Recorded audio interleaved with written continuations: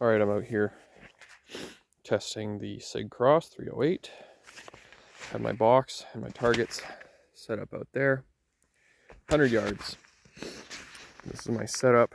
It snowed a ton overnight, so this is what I had to do. I don't have access to a bench for shooting at the range or anything like that, so I just piled up some snow. I'm using the lead sled. It's very stable. I'm getting really nice stable hold with the crosshairs, so I'm not concerned about my shooting platform.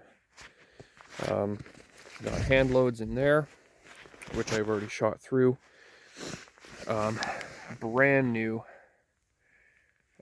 Vortex scope and brand new mounts. Everything torqued properly and Loctite, and then rechecked for torque after shooting. All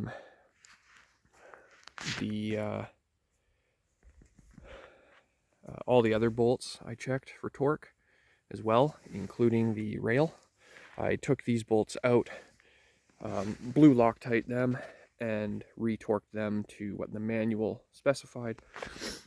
And I came out here to see if this EC tuner brake is going to get me some better groups, because with factory Federal Power Shock, just standard grade ammunition, I'm getting 3-inch to 3.5-inch groups, and premium ammo, doesn't matter if it's copper, like all copper bullets or FMJs or whatever. Best groups I've been getting were like 1.5 to 2 inches, with any kind of consistency, if you can even call it consistency. I've gotten better groups than that, as we see on some of these targets. So this was the last target I shot. I'll just set that aside for a second here. Gotta find the first target that I shot at, and that would be, I believe it was this one. Yes, so this was my first target, and it's pretty hard to distinguish groups on here, and that's been the whole experience with this rifle so far. So, cold bore shot. It's -8, by the way, no wind. The gun was room temperature when I brought it out, so the barrel was not at -8. The barrel was just a room temperature cold barrel. The barrel was already fouled from previous shooting. I didn't bother cleaning it because I didn't think things would change, and here's the fruit of that. So cold bore shot, and then this shot and this shot are that group. And then from there, I think I did this one next. So with the barrel tuner, the groups are going to hit at different points, either up and down or side to side. So I tried to pick bullseyes that were further away in case I had some drift from the tuner changing the harmonics. So then I shot this one, and I was doing 2-shot groups to start, because Eric Cortina, who makes the brake, he said if your first 2 shots aren't close, your third shot is not even going to matter. So in this case, shot here. That one's terrible, so I move on to the next one. You can see with some of these, like down here, you get 2 shots touching, and then a flyer, and that's about a 2-inch group, maybe 2.25. And then as you go down the settings on the tuner, the groups are either gonna open or close, depending on where it is. And so as your groups close, like they did right here, I got two touching and 1 flyer. That was at setting 10. So if I go to setting 10, the first 2 shots on these 2 groups were touching. Those were the consecutive shots. It wasn't 1 shot, flyer, and then the next shot. Like, It's 1 shot, 2 shot, 3 shot. So I thought, hey, this isn't that bad. I can work with that, maybe develop my load based on that setting. And then I thought, well, I should keep going, because what if it improves? It was this group first, like this was setting 8, this was setting 10, then setting 12, which I believe was, I was shooting for this one. Setting 12 ended up way up here, and then way over here. Just ridiculous group changes. So set up a new target, move on to the next one, go to the next setting, because that was terrible. And so I believe I started here. Here's my group. I got 2 shots, thought, hey, that's not bad. 3rd shot, complete flyer. Next group, shot this one, complete flyer. And the next one would have been this guy. These two weren't even close, so I moved on to the next setting. Then shoot here, not even close. And then this one, those aren't bad, except I don't know why there isn't that 3rd shot on there. I can't remember. Can't remember why that I didn't shoot 3 there, but it doesn't even matter, because as you'll see here, on this one I shot right here, one 1st shot, 2nd shot, 3rd shot. This one, 2nd shot, or 1st shot, 2nd shot.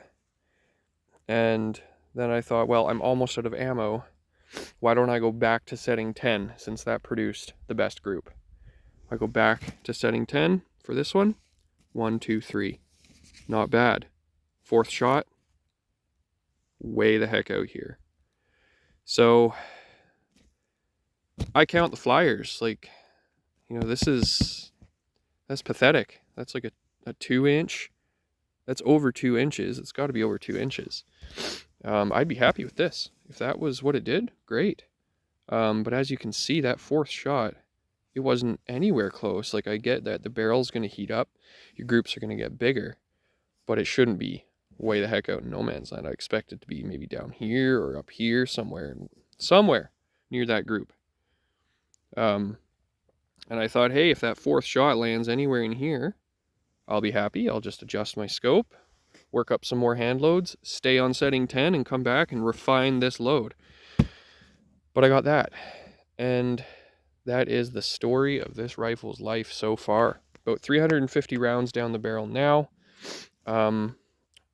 This kind of inconsistency, especially on this sheet, what you see here, these are hand loads. This is what it does with factory loads and no muzzle brake. So just the thread protector on there, and I'm in Canada, so I can't even try a suppressor. I hear guys get good luck with suppressors. Well, I can't even try that. Doesn't matter if I have the thread protector on or nothing.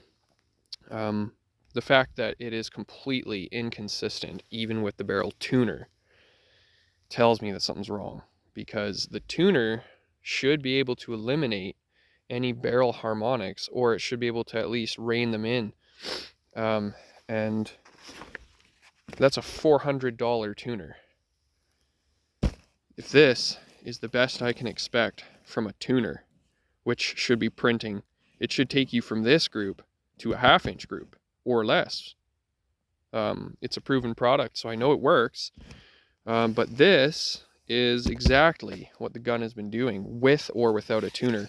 So I know for a fact that it is not, like, I have fired probably 250 rounds through the gun of factory ammo, and then I decided to try hand loads.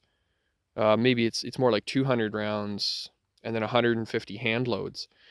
And it did not matter what hand loads I tried or factory loads I tried. These groups are exactly what it's been doing since day one. Out of the box, I followed the cleaning instructions as per the manual.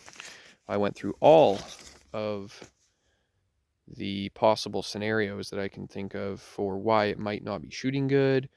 I've got a good setup. I used to set up on the ground when there was no snow. It was just as stable. This is probably even more stable. Um, yeah, so I don't know. I see guys getting with the same gun, the 308, and they're printing half-inch groups all day long. Hot barrel factory ammo, premium factory ammo, and they're getting half-inch groups. So, and I don't know what to do with this. I think Sig is gonna have to work on this one because, yeah, I'll send this video to the Sig representative, and I'll send this video to that Facebook group of Sig Cross owners.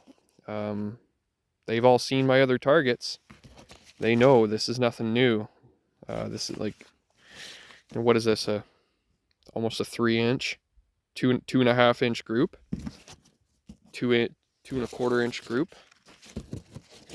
Yeah. So if you're getting those groups with hand loads and with factory loads and muzzle devices don't change that, I'm struggling to see any other option here other than a bad barrel or something. So, yeah, I guess we'll send her into Sig. I don't think there's anything I forgot to mention. Yeah, got the environmental factors, all the mechanical factors. I did notice actually that there's sometimes the occasional delay with the trigger. My bolt feels fine, but I know that Sig had that recall for triggers, and mine hasn't had any of the symptoms like what you see in the Nut Fancy video, but I did notice with the trigger pull sometimes it's like there's just a half-second delay, and so I don't know, maybe that's just me. That one could just be me, but whatever. I'm happy with the trigger. It's an excellent trigger, but yeah, I think I got all the factors here.